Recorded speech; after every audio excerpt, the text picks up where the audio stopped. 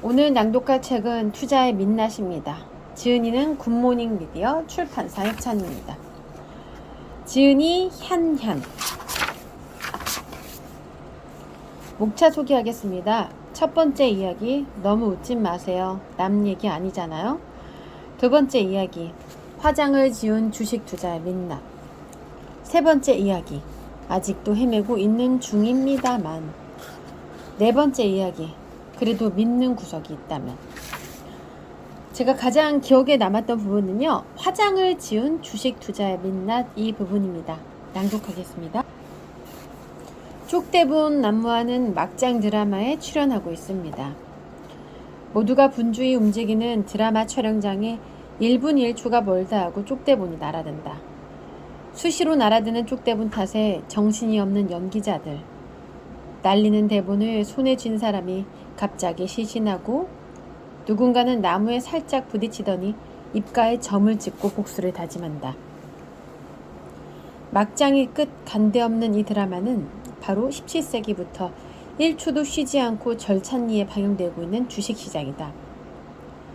이 드라마가 특이한 것은 누구나 배우로 참여할 수 있다는 사실이다.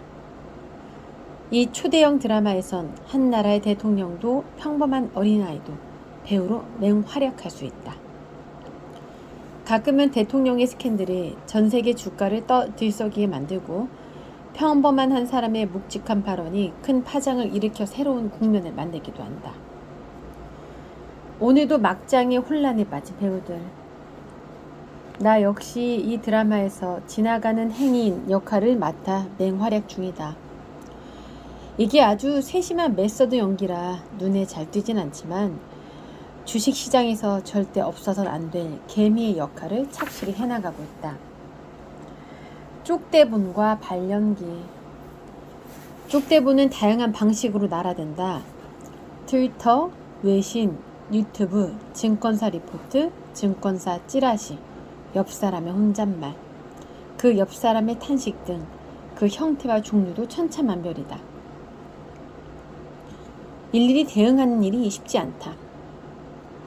이를 받아든 사람마다 하는 행동이 모두 달라 어떻게 해야 하는지도 분명치 않다.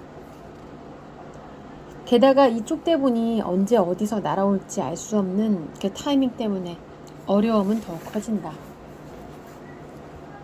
그래서인지 이곳에서는 실시간 연기 지도자도 있다. 주식 전문가라는 사람이나 퀀트라는 주식 알고리즘 등이 그것인데 각각의 쪽대본에 어떤 식으로 리액션을 취하면 좋은 연기로 거듭날 수 있는지를 다퉈 제공한다. 참으로 고마운 지도 편달이다. 그런데 문제는 어설픈 흉내내기 탓에 발연기를 하게 된다는 사실이다. 안 그래도 어설픈데 더는 봐줄 수 없는 지경에 이르기도 한다. 이론과 실제의 간극이 큰 세계다. 다른 나라 대통령의 트위터 한 방에 주식 계좌가 녹아내리면 적당한 비명을 지르며 어딘가에서 물을 길어와 그 주식 계좌에 들이붓는다. 이상한 전개다. 아침에 발간된 종목 리포트에 해당 기업의 주가가 꿈틀대기라도 하면 초조한 마음으로 매수 버튼을 누를지 말지를 햄릿의 한 장면처럼 연출한다. 살지 말지 그것이 문제우다. 아무리 봐도 비극이라기엔 장르가 애매하다. 이런 연기 사이사이에 진작 팔걸 그때 샀어야 했는데 라는 독백 연기는 필수다. 이 바닥에서 이 연기만큼은 누구나 수준급이다. 나도 그런 역할에 심취했었다. 주식 초보답게 허황된 꿈을 꾸는 개미도 되어보고 비자발적 장기 투자 개미도 되어봤다. 매 순간 날아드는 쪽대본을 어떻게든 소화해보려고 했던 역할 변화였다. 누가 지시한 것도 아닌데 때마다 이번만은 반드시 라며 연기에 몰두했다. 그땐 그게 최선이었고 더 잘할 수 있는 유일한 방법이라 생각했다. 결과적으로 마냥 최선을 다한 일은 오히려 독이 되었다. 시시각각 들려오는 소식에 착실히 흔들렸고 그 흔들림으로 많은 것을 떨어뜨렸다. 그 후 개미는 오래오래 행복하게 살았습니다. 라는 결말을 바라며 참여한 드라마에서 우여곡절과 시련을 겪었다. 당연하게도 만만하게 봤던 천의 얼굴은 고사하고 마음만 앞선 발연기만 남다랬다. 연기 변신. 주식시장이란 드라마에선 아무것도 하지 않아도 된다는 걸 몰랐다. 뭐라도 해보려고 이리저리 뛰어다녔는데 남은 거라곤 한껏 꺼져 기대와 움푹 파여버린 다짐뿐이었다. 멋진 연기를 선보이고 싶었는데 발연기라 그런지 도저히 감당할 수 없었다. 이 희대의 막장 드라마는 누구 하나쯤 연기를 그만둬도 보란듯이 흘러간다. 영혼을 끌어모아 최선을 다하든 적당히 눈치껏 흉내만 내듯 상관하지 않는다. 게다가 연기자 스스로 장르와 포지션도 정한다. 누군가는 인생 한 방을 꿈꾸는 극적인 인물을, 다른 누군가는 소소한 일상을 영위하는 심심한 인물을 열연한다. 그러다 한순간 장르와 포지션을 바꾸기도 하는데 그래도 이야기는 흘러간다. 막장이 가지는 엄청난 유연함이다. 그래서 나도 연기 변신을 시도했다. 감당할 수 없는 빠른 호흡과 묵직한 긴장감을 소화하기보다는 조금은 느리고 답답해도 느긋한 한량으로 거듭나려 노력했다. 대단한 변신이 아님에도 이를 위한 과정은 만만치 않았다. 온갖 소식과 주가의 변동을 한량처럼 대하기 위해선 주식 비중을 대폭 줄여야 했다. 쉬운 일이 아니었다. 수익과 손실을 확정짓는 일은 막 끓인 남의 라면을 한 입만 먹거나 내 라면을 한 입 빼앗기는 것처럼 아쉬움이 남는 일이다. 그런데 연기 변신은 사뭇 심심하다. 직장을 다니고 육아도 하고 아침 저녁 짬짬이 주식창을 들여다본다. 떨어지면 떨어졌구나. 오르면 올랐구나. 여전히 독백 연기에는 충실하지만 주식에서만큼은 한량이기에 동요하지 않으려 애쓰고 있다. 다행히 이 밋밋한 리액션에도 주식시장은 별다른 지적을 하지 않는다. 그저 그런 배우로 나를 인정해준다.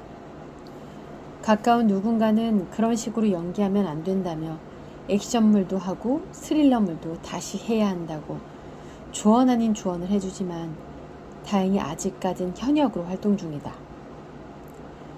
이게 잘하고 있는 일인지는 한참이 지나서야 알게 될 테지만 이전보다 편안해진 지금 상황에 제법 만족하고 있다. 오늘도 쪽대분이 마구 날아댄다. 정치인의 말 한마디, 대기업 CEO의 선언, 그리고 여기저기서 들리는 수많은 소식들이 이리저리 흩날린다. 저 멀리서 환호성이 들리고 내 옆을 지나는 사람의 한숨은 더욱 깊어진다.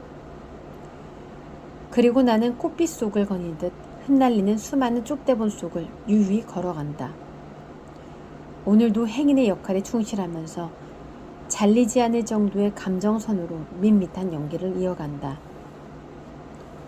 눈에 띄지 않는 나의 메소드 연기가 그 후로 개미는 별탈 없이 오래오래 잘 살았답니다. 라고 맺어지길 바라면서 진짜 드라마라면 사선을 넘나드는 오징어 게임에도 도전하고 싶지만 삶에선 잔잔하고 길게 가는 전원일기 같은 드라마가 아무래도 나으니까. 주식 투자는 맛집에 줄 서는 것과 같다. 내게 있어 주식 투자는 맛집에 긴 대기줄에 서 있는 것 같은 느낌이다. 하도 맛있다기에 줄은 서는데 자꾸 걱정된다. 진짜 맛있을까? 맵다던데. 나 매운 거 못 먹는데 잘. 그런데 더 얼마나 기다리지? 심지어 이런 궁금증이 일기도 한다. 근데 여긴 뭐 파는 데지? 유명하다기에 먹어보고 싶긴 한데 이게 영 마음이 편치 않다. 당연히 자꾸만 엉덩이가 들썩인다. 그리고 이 편치 않은 마음은 기다림의 시간이 길어질수록 더해간다. 잘 모르기 때문에 생기는 불안감이다.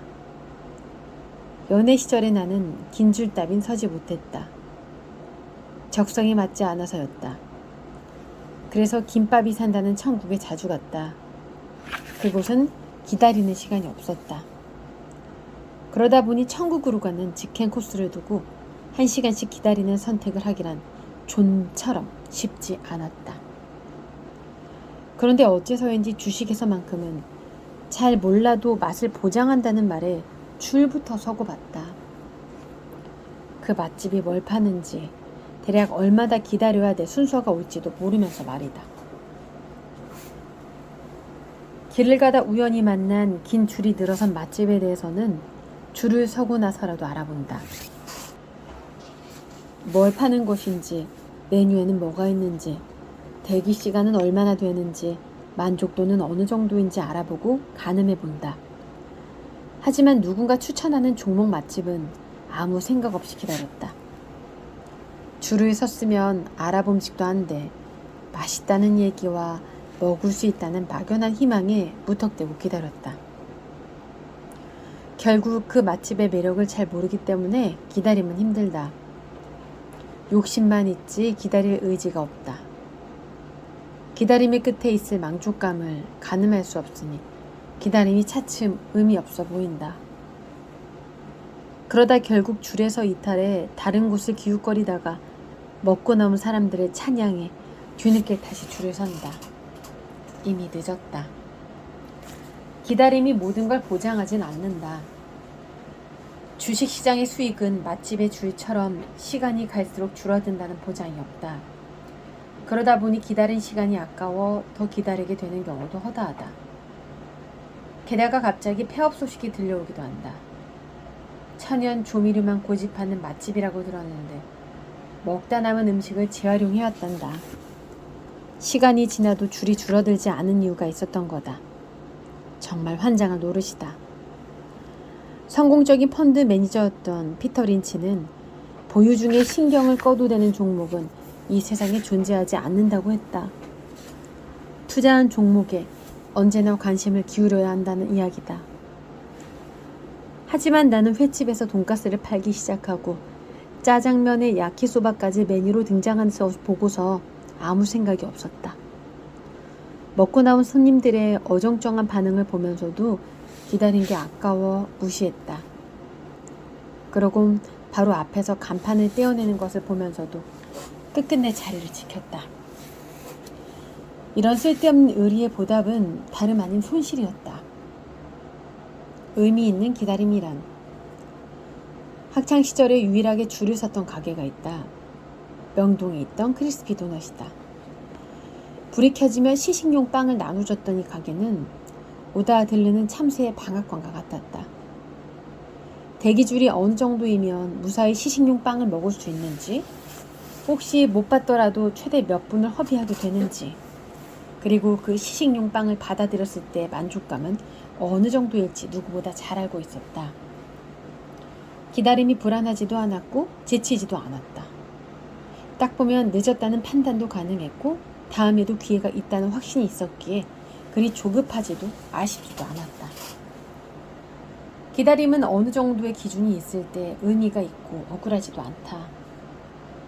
모두가 우호적으로 평가하는 맛집에 줄을 서는 것도 좋은 전략일 테다. 맛집인 데에는 다 이유가 있기 마련이다. 아무것도 모른 채 무턱대고 기다리지만 않는다면 이 괜찮은 전략이 최악의 전략으로 전락하지도 않는다. 하지만 이 또한 어렵다. 최선은 과정의 충실이지 결과의 보장이 아니기 때문이다. 실망은 언제나 있을 수 있다. 우라통이라는 마음의 병이 생겨나는 수만 가지 이유 중 하나다. 어렵다는 걸 인정하는 순간부터 차분해진다. 그냥 무턱대고 기다리면 될 것 같지만 주식 투자는 생각보다 단순하지 않다. 안달이 나는 이유는 뭐라도 할 수 있을 거라는 믿을 게 못 되는 믿음이다. 아직은 의욕만 앞선 아이의 모습에서 용기를 찾기보단 무모함을 걱정해야 할 때다. 아이가 하나씩 배워가며 차분한 청년으로 커가듯 주린이인 나도 많은 경험과 꾸준한 배움을 통해 주식 청년으로 거듭나게 소망해 본다. 오늘은 투자의 민낯의 일부를 낭독해 보았습니다.